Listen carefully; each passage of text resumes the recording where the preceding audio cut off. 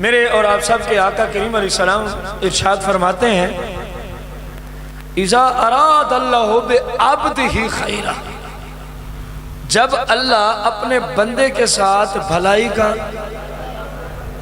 हदीस को याद करना है आपने, जब अल्लाह अपने बंदे के साथ, अब आपने बोलना है, जब अल्लाह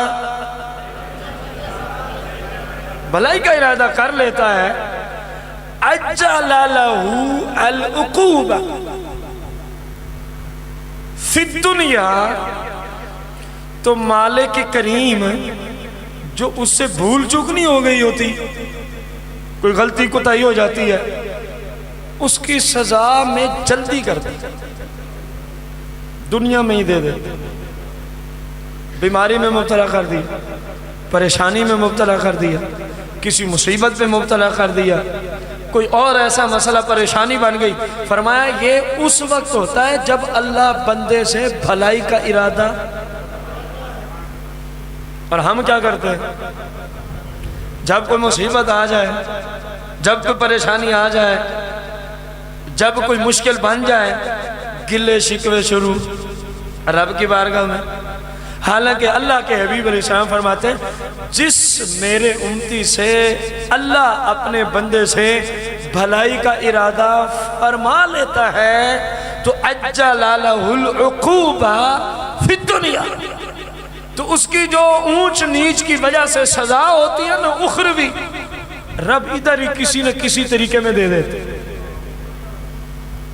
कि मेरा बंदा उधर से बच जाए, क्योंकि उधर की सजा बर्दाश्त नहीं होती। बुखार है बर्दाश्त हो सकता है, टांग टूट गई है, अल्लाह सबको सलामत रखे, लेकिन बर्दाश्त तो हो सकता है। समझ आ रही है? मईशत में तंगी आ गई है, बर्दाश्त हो सकता है। कोई और मसला खड़ा हो गया, बर्दाश्त। जहन्नम का अज़ाब बर्दाश्त के काबिल है, तो जिसके साथ भलाई का इरादा फरमाता है तब्दील कर देता है। इधर ही किसी न किसी परेशानी, मुसीबत, बीमारी, तंग दस्ती की वजह से उसके गुनाहों की क्या फरमा देता है, तलाफी माफी खत्म कर देता है। वइज़ा अरादल्लाहु बिअब्दी अश्शर,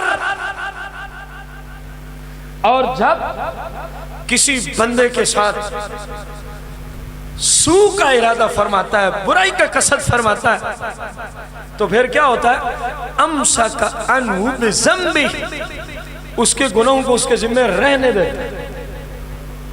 उसके गुनाहों को, उस्लूब समझे आप? पीछे है जब इरादा फरमाता है तो सजा दे देते, भलाई का इरादा फरमाता है तो दुनिया में ही, और आगे है गुनाह बाकी रख देते। ये आपस में कैसे मद्दे मुकाबिल हुए कि भाई जब दुनिया में मुसीबत आई, परेशानी आई, कोई ऐसा मामला बन गया, उसकी वजह से गुनाह क्या हो गए, माफ हो गए, झड़ गए, खत्म हो गए। और जब रब ने ये ना किया तो गुनाह खड़े हैं, गुनाह खड़े हैं। हत्ता युवाफिया बिही यौमल क़ियामा, हत्ता कि फिर अल्लाह उससे एक एक चीज का कयामत के दिन पूछे। अब आप गौर करें, जो कहते हैं जी मैं तो परेशानियों से निजात नहीं पा रहा, मुझे तो फलां चीज ही नहीं छोड़ रही, और रब का शुक्र अदा कर, तेरे साथ भलाई का इरादा हो चुका है। उसका इरादा ये है, ये मेरा बंदा कब्र व आखिरत के अजाब से बच जाए, ये मेरा बंदा कब्र व आखिरत के अजाब से बच जाए।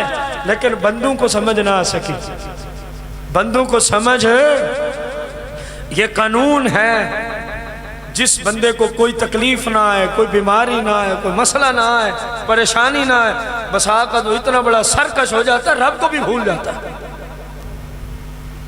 फिरौन के बारे में जो मूसा अलैहिस्सलाम के मद्दे मुकाबिल था, क्योंकि फिरौन एक लक़ब है, ये नाम नहीं है। जैसे वजीर आजम एक लक़ब है, नाम तो नहीं है।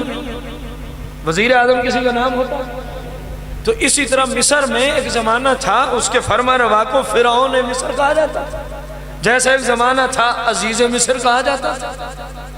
अजीज मिस्र ये वो फिरौन है जो मूसा अलैहिस्सलाम के मद्दे मुकाबिल आए थे। कमोबेश 400 साल से ज्यादा इसकी उम्र है, और इस बेईमान को कोई तकलीफ ना हुई, कोई परेशानी ना हुई, कोई बीमारी कुछ भी ना हुआ। ये ऐसा सरकश हुआ, इसने कहा लोगों खुदा ही मैं हूं। ये पूरा एक बाब है आपकी शरीयत में नुफूस कुदसिया की तरफ निस्बत करते हुए सहाबा, अहल बैत, पंचन पाक, ताबीन, तबा ताबीन, आइम्मा मुज्तहिदीन, हकीकी औलिया उज़ाम, उलमाए ज़ीशान कि अगर उनको चंद दिन कोई तकलीफ न पहुंचती वो सोचने पे मजबूर हो जाते, मालिक कोई गलती हो गई है, तूने याद ही नहीं फरमाया। वो सोचने पे मजबूर हो जाता, ऐ मालिक तेरी तरफ से कुछ पहुंचा नहीं है, हमसे कोई खता हो गई। अब इसको इस उसलूब से देखें। लेकिन हम क्योंकि दीन से दूर हैं, दीन की तालीमात से दूर हैं, कुरान और सुन्नत के उलूम व मारिफ से दूर हैं, हम उल्टा अगर कोई भलाई वाला सिस्टम हमारे साथ शुरू हो रहा हो तो हम ना शुक्री गिले शिकवे करके उसको भी खत्म कर बैठते। ज़हर अजर तो तब मिलता है जब बंदा इन चीजों पे क्या करे, बाब भी वही चल रहा। जब बंदा इन चीजों पे सबर करे तो जो सबर करने वाला जिसको मलका मिल गया समझे रब ने अजीम दौलत से नवाज दिया।